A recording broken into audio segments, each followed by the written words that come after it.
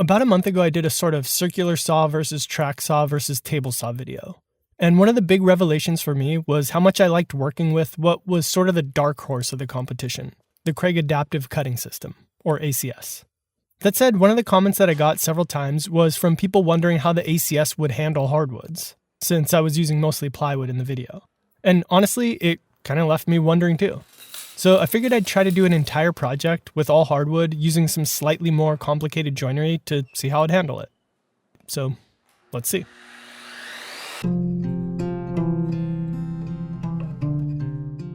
Okay, so here I'm breaking my beechwood down into some chunks that are just slightly larger than what I'll need. And normally this is something that I would do on either a miter saw or a circular saw, but I'm gonna challenge myself with this video and try to make literally every single saw cut using the ACS, which is kind of crazy and unrealistic, but I just wanted to see if I could do it. And actually, before we get any further, let's talk about the design for a minute so that everything you see me doing moving forward makes more sense.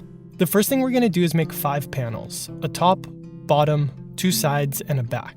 The top and bottom are going to get rabbets cut into them to accept the side panels, and the back of all 4 of these pieces are going to get a rabbet to accept the back panel. Inside of the box are going to be 2 old, like circa 1960 office furniture metal cabinets with drawers, and we'll talk about these a little bit later in the video. To complete the box, we're going to make a face frame, and the main purpose of this is going to be to hide what would otherwise be some uneven gaps between the wood and the metal boxes along the edges. And then for the base, we're going to keep it fairly simple with just 4 legs, 2 aprons, and 3 stretchers to connect everything.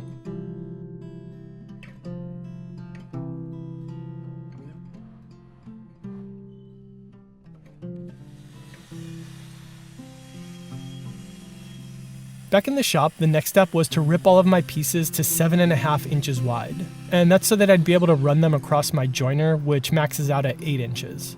And then we're going to mill them down to their final thicknesses. Thickness? I don't know. On the planer. And this is a step that you can skip if you're going to buy lumber that's S4S, which basically means that it's already been surfaced on both faces and ripped on both edges. So essentially you get it in the state that my wood is in after I mill it. The last thing to do before gluing my panel together was to make sure that all of my joining edges would have complementary angles. Normally I use my joiner for this and the in and out method, which I've talked about before, but what that means is you lay out your boards and mark the corresponding edges as either in or out, making sure the ins are always next to outs and so forth. Then you run them along your joiner with the ins facing the fence and the outs facing away from it. That way, if your fence is slightly off of 90, you'll be cutting angles that will offset the error rather than compounding it. But for this video, I'm going to do the same thing, only using the ACS and exchange the ins for ups and the outs for downs. So again, if my saw is accidentally set slightly off of 90, I'll be minimizing the error instead of maximizing it. With that done, I could glue all of my panels and leave them to dry overnight.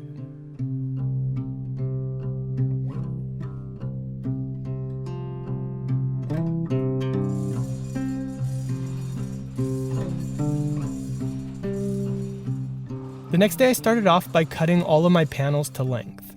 To do this, I'm marking one edge of each of the panel with an R, and that's going to be my reference edge, so the one that goes up against the stop blocks and so forth. Then I'm going to cut a straight end along one side of each panel.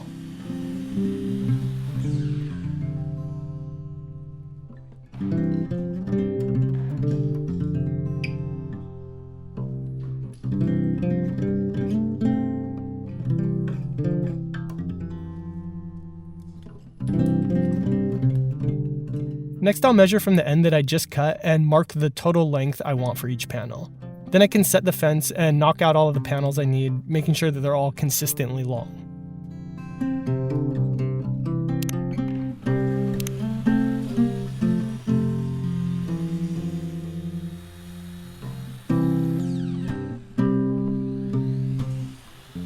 And by the way, you'll see me using this clamp a lot in the video, but I actually think that you don't need it. I guess I just wanted a little extra safety net.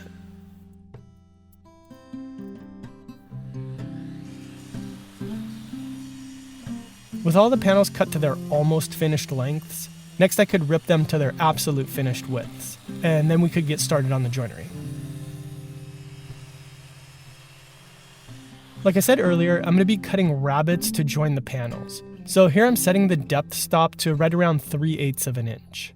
Then after I marked out where I want to cut, I'm going to very carefully sneak up on cutting right to the line. And I want to nail this as close as possible. So once I feel like I got it, I can start cutting the rest of the material a lot more quickly and without really having to pay too much attention on being accurate. Basically, you're just clearing out the material at this point. After I'd done one side of each panel, I could set my boxes on top and mark where I needed to cut the other rabbet to get a nice fit. And then I could head back over to the ACS to clear out that material. Again, paying close attention to make sure that I sneak up on the line, just to be safe. Simply safe. Let's take a minute to thank SimpliSafe for sponsoring this video.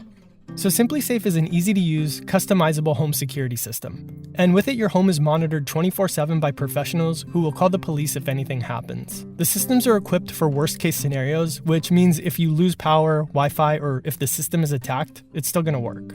And they offer fair, honest, easy-to-understand pricing with no contracts or hidden costs. I put my system together over a year ago and have been using it since. And you might remember a couple months ago we added a video doorbell. And now this month we expanded our system again to include the new SimpliSafe lock. Now I'm going to go out on a limb and say that a door lock might be the most key component of a comprehensive home security system. I don't think that's too much of a stretch. But did you know that the majority of break-ins actually occur from people entering through unlocked entry points? And I'm sure we can all relate to that "did I lock the door?" feeling that we often get 8 minutes into our commutes. Well, the SimpliSafe lock is designed so you can make sure your door is locked even if you do forget to lock it.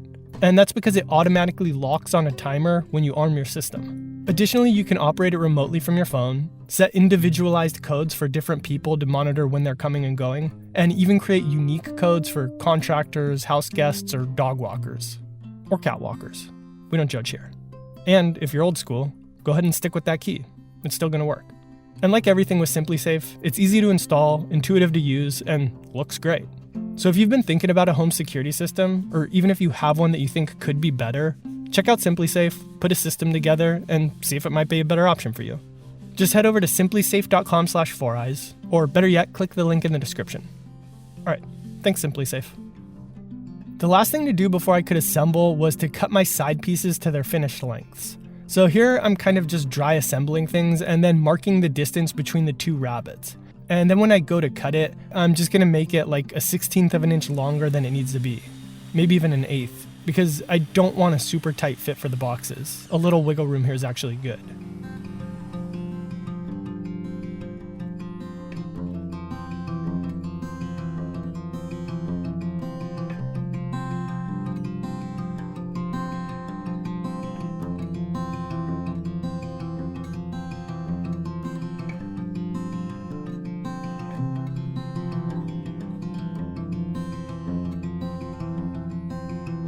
Now, back when I cut my rabbets, I'd purposefully cut them a little bit deeper than the panels are thick. That way they'd sit proud and I could flush trim them after the fact. I think it's just a lot easier to do it this way rather than trying to nail it perfectly. Because in that scenario, if you do come up a little bit short, you're gonna have to spend a lot of time sanding to even things out. The next thing we have to do is build a face frame for the front of the box. So here I'm grabbing more of the wood that I milled in the beginning and cutting a piece to length. Next, I'm going to need to rip the pieces relatively thin at 1 1/4 inches wide. And something that I found helpful when doing this was to take a few pieces of scrap from the board that are the same thickness and throw them under the far end of the track. I don't know if it's necessary, but in my mind, it just provided more even support under the track. So it gave me more confidence to push down hard on the track and not worry that I was going to tilt it or anything like that. With the long pieces cut, I marked up my box to determine how long I should cut the shorter vertical pieces. And then I set the ACS and made those cuts. For gluing up, I'm just going to use a butt joint, which isn't very strong on its own, but because the entire thing is going to be glued edge to face/edge grain onto the cabinet, it's going to become pretty strong in the end. And again, my goal here was to make the face frame about 1/4 of an inch too big in each direction. That way there'll be about 1/8 of an inch overhang along any edge, which I can flush trim after it's dried. Okay, now let's take a break from the wood for a second to talk about the metal boxes. So here's what they looked like originally. My friend Jason bought an old desk or table, and these boxes just kind of came with it. Now, before I was going to paint them, I wanted to do a test. So I found this little toolbox that was roughly in the same shape as the boxes. And I started off by cleaning it all up, degreasing it, sanding it, yada yada yada, and then put a couple coats of primer and paint on it. And in the end, I'd say it came out okay, but definitely not great, and not good enough to match the rest of this particular project. So instead, we paid to have it powder coated, which cost about $200 for both boxes. And I think it was well worth it, honestly. And this might sound strange coming from a guy who makes videos in the sort of DIY space, but I'm a firm believer in playing to my strengths. For example, I will not touch plumbing or electrical work at my house. I'm sure there are lots of projects I could fumble my way through and get done, but honestly, I'd rather just pay a pro. And I'd rather take the time that I'd spend doing that work and spend it on what I'm actually good at, to make money to pay for the plumber and or electrician.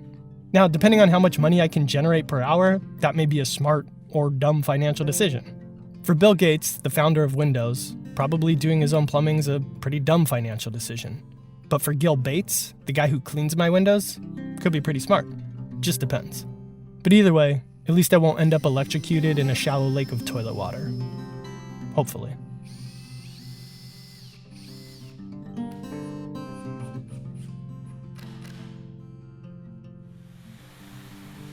Okay, so in these shots I'm cutting off a small chunk of more beech hardwood. Only this chunk is quite a bit thicker, and that's because it's for the base. And then I forgot to film it, but I ripped a few pieces that are 1.5 inches wide by 1.5 inches thick. Next I wanted to cut 4 pieces to a finished length of about 3 inches for the legs. And this was probably the cut that gave me the most trouble of any. I just couldn't wrap my head around it for whatever reason. So the best idea I had was to mark out a piece at 3 1/8 inches. That's the length I want, plus the thickness of the blade. Then I can use that piece as a spacer block to cut the 4 identical pieces. And honestly, it worked great.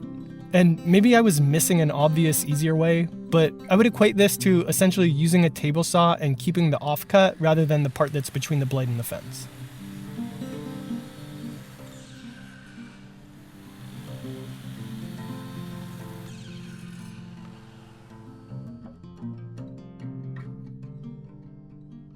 Cutting the long aprons was a lot more straightforward. Mark it out, set the fence, and cut 2. Easy peasy.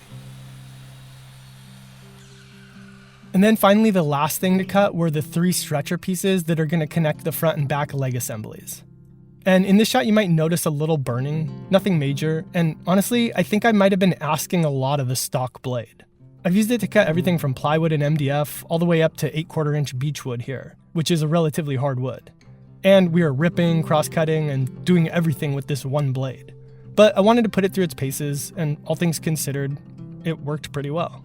But in any case, at this point, we're done with the ACS, so we can pack it away. And one of the other questions I got from that other video was how good the dust collection is. So in this shot, you can see the amount of dust that wasn't collected over the course of all the cuts. Well, not all of it. Some of it got slightly below frame, but you can imagine it. To assemble the base, I'm going to use glue and some pocket holes. And none of these are going to be visible unless you were to lay on the ground. So I think it's a good way to go.